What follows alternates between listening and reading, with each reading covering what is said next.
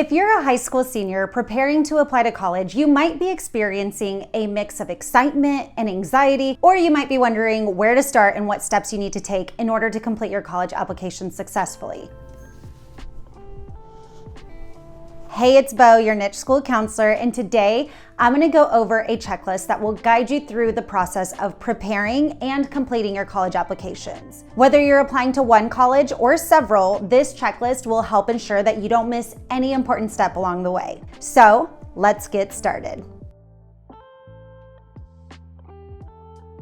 One of the first things to do as a high school senior is to narrow down your college list to the ones that you're sure about applying to. If you're still figuring out how to decide where to apply, I have another video specifically on that topic. It will be linked below this video. Your narrowed down list really should be reasonable and realistic. And what I mean by that is it should have a mix of schools that you're sure you'll get into, schools that you may get into, and schools that might be more of a long shot for you. Safety schools will be those backup options that you're sure to get into based off of your grades and your test scores. Just make sure that you would actually want to attend your safety schools, or they shouldn't be on your list. Most of your list really should be made up of your target schools, and target schools are basically just those schools that you have a really good shot at getting into and they suit you well. Last but not least, include your reach schools. You know, those are the dream schools that you aren't quite sure if they'll accept you, but you would be ecstatic if they did. The number of schools that students apply to varies, but on average, most of my previous students would apply to anywhere from 5 to 7 colleges. Finalizing your list early is crucial, as this is going to pave the way for your steps and your timeline in your college app journey. So if you haven't already, I suggest getting your college list sorted out early in the fall of your senior year, just for organization and for your own peace of mind. But remember, finalizing your list does not mean it is set in stone. You can always add colleges that you want to apply to later on in the process, just as long as you leave yourself enough time before the deadline. Speaking of deadlines, let's move on to the next part of the process, which involves mapping out your timeline. Applying to college can quickly become overwhelming if you don't have a timeline in place. This is why figuring out your college list early in the process can really help. So once you've got your college list sorted out, you'll need to decide which deadline you're going to apply under for each college on your list. Will you apply early action for some schools, regular decision for all of them? If you're not sure what the different deadlines mean or which one to choose, I have a video, of course, that breaks down each type of deadline in detail, including pros and cons for yourself. So take a breather here and go check out that video if you're really not sure what is best for you. Let's say you've looked at all of the colleges on your list and you decided which deadline you're aiming for. You're going to want to mark this hard deadline date in your calendar, so that way you can set your own personal task timeline leading up to that final app deadline. When I say your own personal task timeline, what I really mean is you're setting dates in your calendar for when you will complete specific tasks like requesting and receiving transcripts or letters of recommendation, or taking your standardized test and completing your application. As you're setting task timelines, it's a good idea to give yourself some buffer time in case of any unexpected delays or setbacks. For instance, let's say you're applying to niche university under their early action deadline of December 1st. Consider setting a goal to complete the online application by November 15th. Then you'll want to work backward from that final deadline, setting small goals to achieve before the big day. So for this example, you might want to set a task deadline to request your official transcript by October 1st, or maybe another task deadline to finish your college app essay by November 1st. Creating this timeline early on in your senior year will really help you stay organized, since there is a ton to get done for college applications. Mapping out dates in your calendar is going to keep you on track and hopefully prevent any last-minute rushes on the deadline day. I've had so many students in the past applying under the December 1st deadline realize right before Thanksgiving that they forgot to request their transcript. And that is the worst time to realize, because schools are typically closed during Thanksgiving and there's no one around to help you. So creating this personal timeline and keeping an eye on it throughout college app season is seriously key. No matter what deadline you're applying under or what deadline you've set for yourself, you'll want to prepare your materials well in advance. By taking the time to gather all of the necessary documents and information before embarking on the application journey, you can really streamline this entire process and avoid last-minute stress. Start by creating a checklist of all the materials that you need to apply to every college on your list. The checklist might include things like a transcript, standardized test score, letters of rec, and personal statements. By having this comprehensive list based on the colleges that you're applying to, you can really stay organized and ensure that you have everything required for every single application. Also, make sure to give yourself plenty of time to request all of these items from the appropriate sources and set a deadline to hold yourself accountable. Do not wait until the last minute to ask your teachers for a letter of rec or to request an official transcript from your high school. These tasks, they might take longer than you expect, and it could potentially delay your application submission if you don't get them in time. Additionally, make sure to keep all of your materials organized in one place. This can be a physical folder or online like a Google Drive. By having everything easily accessible and in one location, you can save time and avoid scrambling to find important documents once it comes time to submit your applications. For those students of mine who want to stay organized, we at Niche have some really handy college app organizers. I have an electronic version for my tech-savvy students and a paper version for those of you who prefer to write things down. By getting ahead and compiling your application materials, you can breeze through this process more smoothly and efficiently, and this will definitely set you up for a successful college application journey.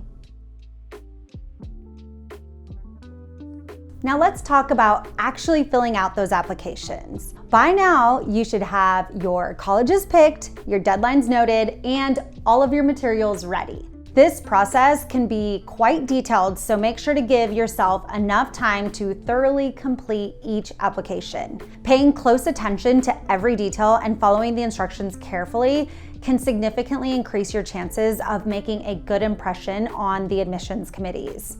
Most colleges will have specific application portals that you'll need to go through. Some common ones include Common App, Coalition, or state-based portals like Apply Texas. Once you know the portals that you need, you're going to want to set up a login for each one. It's a good idea to use a professional sounding email, for example, your full name at gmail.com, and use this email address specifically for all of your college plans to keep everything organized and to prevent anything from getting lost in your spam. Once you're in the portal, getting started is pretty straightforward. You're going to provide your basic information such as your full name, your date of birth, your address, your parents' info, and emergency contact maybe, or email address. Typically after that, the application will then ask for your school information. And this is where you will list any of the high schools that you've attended, and you may also have to complete a self-report of your academic records. A lot of times this is listed as an SRAR, and this section usually takes a while because you have to list out every class you've ever taken, the grades that you received, and if it was pre-AP, AP, or honors. If you're anything like most of my students, chances are that you already forgot what you took freshman year. So for this part, I really encourage you to keep an unofficial transcript handy so that way you can have all of your academic history at your fingertips. Your school counselor or your front office should be able to help you get one. If you have any questions about how to read the transcript, your school counselor will also be happy to help there too. The activities section is another common component of the application. Usually you'll need to list out any activities or extracurriculars that you participated in or awards that you received while you were in high school. Certain application portals, they'll allow you to submit a resume in lieu of filling out all of the activity details. So for those of you who already have a detailed resume, this part might be a lot easier for you.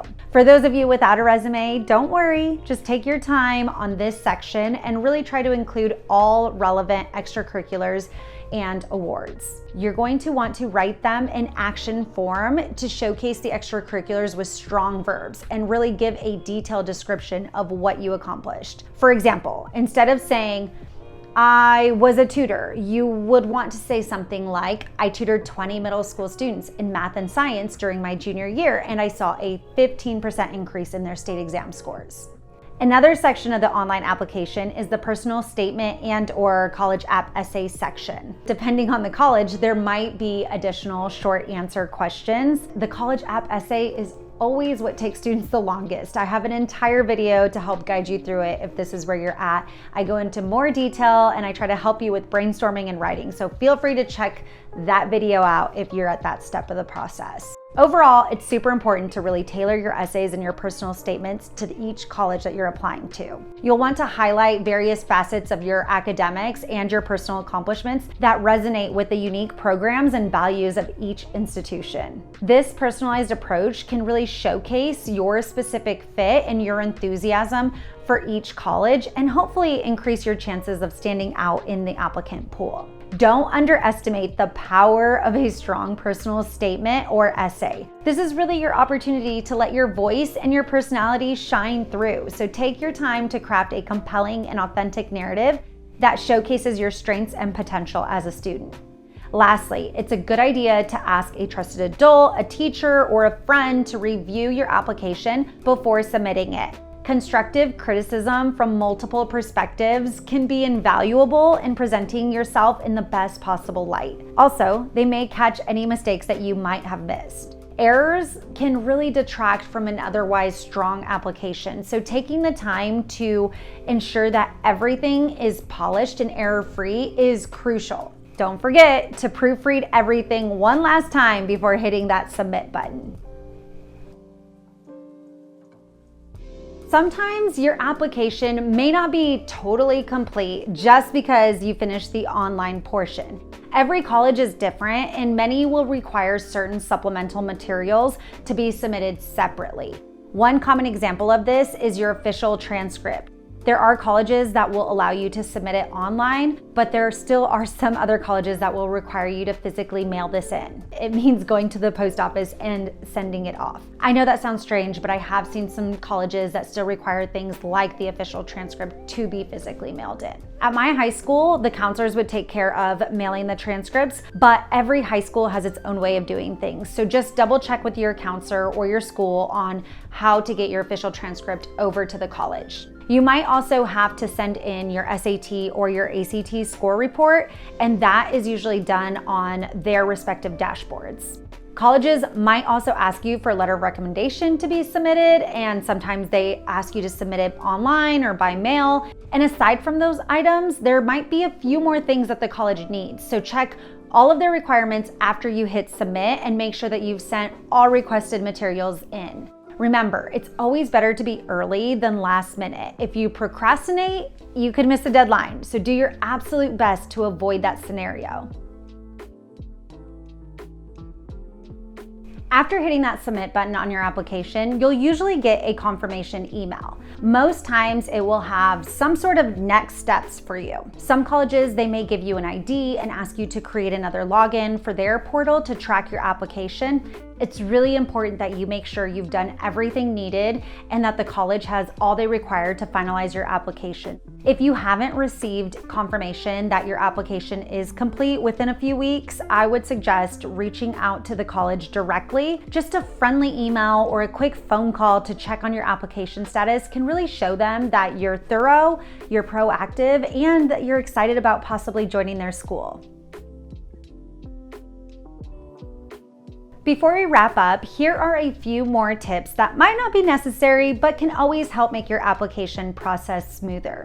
Remember to tackle the FAFSA in your senior year. You will hear a lot of reminders, so get it done with your college apps. You can check studentaid.gov for the FAFSA form availability date and add completing the FAFSA to your fall checklist. Feel free to try connecting with current students or alumni of the colleges that you're applying to. They can really share valuable insights and advice based on their experience at the school, really giving you that insider's perspective. Don't hesitate to ask questions and gather information. It shows initiative and a real interest in the college. Some schools, they might request an interview as a part of the application process, either with an admissions officer or alumni. So if you get asked to interview, it'd be wise to prepare by looking into common interview questions and practice with a family member or a friend.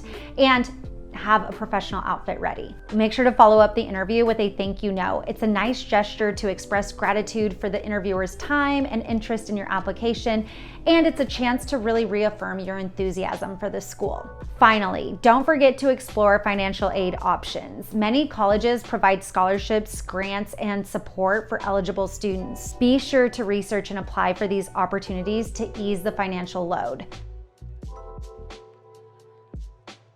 Senior year and everything that comes with it, like completing college applications, can be super stressful, but don't forget to celebrate your hard work and accomplishments along the way. You've put in so much effort and dedication, and that deserves recognition. With this checklist as your guide, you'll be well on your way to a successful application process. Remember to stay organized, follow your deadlines, and don't be afraid to ask for help when needed. Best of luck to you all. You've got this. Thanks for watching, and I hope this helped.